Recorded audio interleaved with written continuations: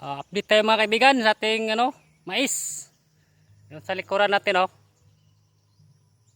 namanay na.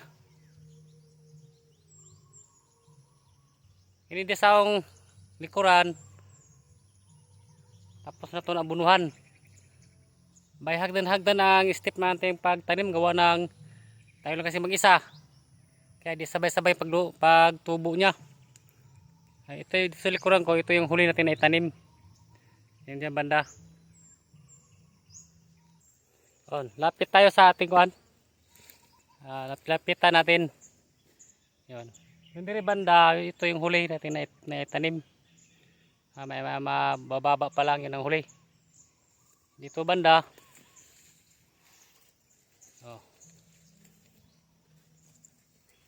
Yan. Yang natin namuso na dire. Namuso na yung bang mais natin dire, namuso na. Nabudyag na itong puso. Kaya nasayuhan na itong abono. Kaniban daw, namuso na. Gapo itong mais.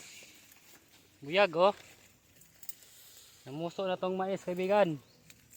Sa akong amo bitaw ni, di ba niya kuha. Igor ako dire nagsuhulan.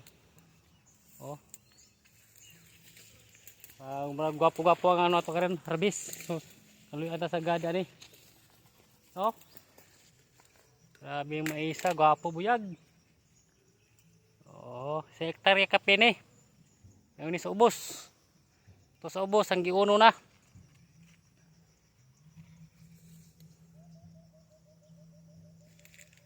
Yung nasa ubos. Kini mo yung pangalawang batch sa ito na itanom. Kini yung third batch sa ito na itanom. Maraming salamat mga viewers.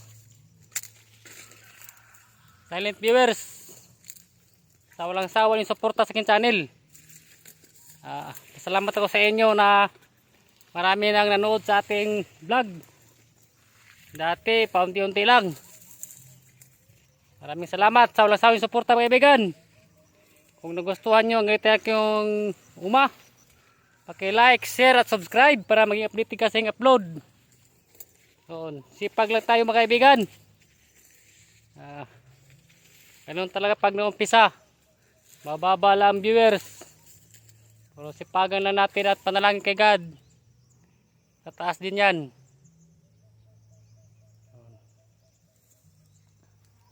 Dito taas kayo. Shout out sa lahat mga kaibigan. Mga around 7 o'clock ng umaga.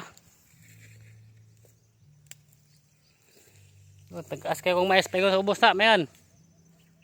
Tag-as bujag atong mais karon.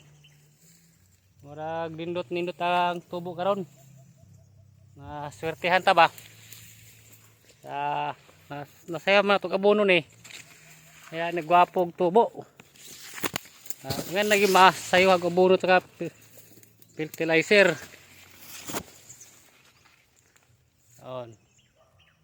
Ini diri pero na porsyon na hanahawan. Yan. Muna yung tanong magkamuti. Time management lang ginagawa natin. Kasi tayo lang kasi mag-isa gumagawa. Di bale paunti-unti lang at matatapos din yan mga kaibigan. Kagwapo sa tong mais. Buyag. Tayo ni sa ubos. Kamutungtong tayo sa bato para makita ginato ang kinatibukan. Kung na tayo drone gwapo unta. Kung man tayo drone pataas lang natong kamera. Ato na patuyo ko na itong kamera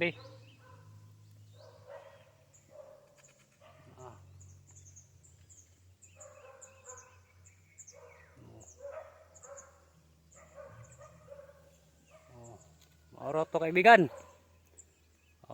Hanggang dito lang kaibigan. God bless us all.